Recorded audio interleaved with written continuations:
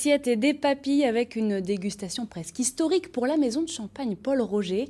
Il y a un an, elle découvrait des bouteilles ensevelies dans ses caves, des bouteilles de 1900 rescapées d'un éboulement. Aujourd'hui, il est temps de goûter et de dégorger ces bouteilles avec la plus grande des précautions. Sophie Dumais avec Xavier Kless.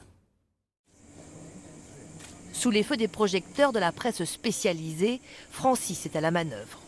Entre les mains du maître du dégorgement, une rescapée de l'éboulement du 23 février 1900 de la maison de champagne Paul Roger.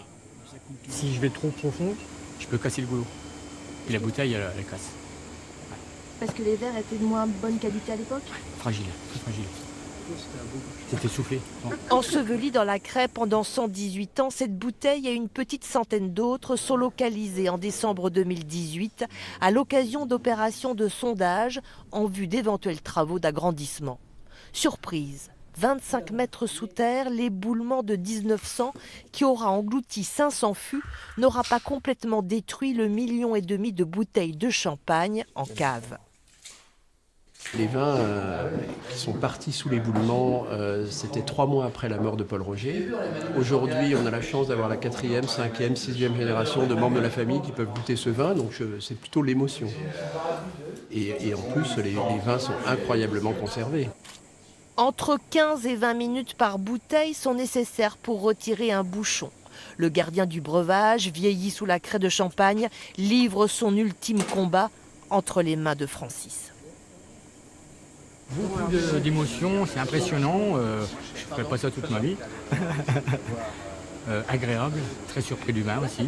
Sa tenance, tout ça. Puis le bouchon, pour un vin de 1900 même un petit peu avant. 3 bouteilles vont révéler leurs arômes à la sagacité de tous ces nés d'experts en dégustation de champagne. Le premier, c'est le petit-fils du fondateur de la maison, ravi de tenir entre ses mains un vin qui aurait pu tomber dans l'oubli. Beau vin, très pur, hein. Pas de dépôt. On vient de le dégorger, évidemment. On s'attend à quelque chose de plutôt vineux, de plutôt presque un peu lourd, un peu pompeux. Et en fait, on a une petite note d'agrumes, un petit côté zeste. C'est impressionnant d'avoir ça encore, 119 ans après.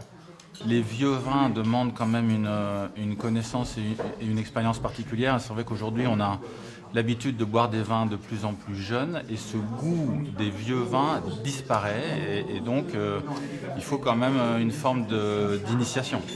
Avec le temps, l'effervescence de ces vieux millésimes a disparu. 1 mois après avoir délivré ces bouteilles ensevelies, la galerie s'est à nouveau effondrée, mettant fin aux travaux de recherche. Mais la craie de champagne réservera peut-être de nouvelles découvertes aux générations futures.